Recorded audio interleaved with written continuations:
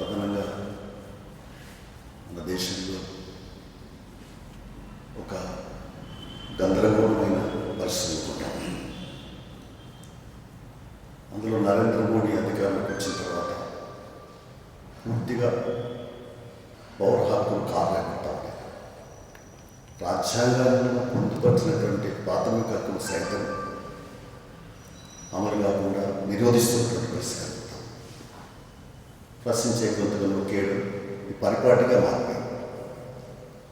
మోడీ ఆగడాలు అంతు లేకుండా పోతుంది. పశ్చిమ బెంగాల్లో ఎన్నికలు వస్తున్నాయి కాబట్టి అక్కడ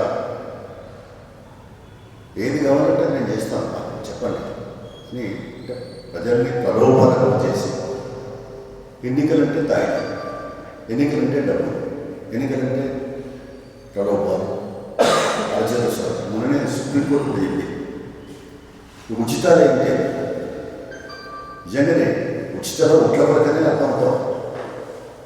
అంటే ఓట్ల సాధనకు అవి మరి పరికరాలు ఉచితాలు ఆ రకమైన పరిస్థితి ఉంది. కాబట్టి అంతరం జరగాలి.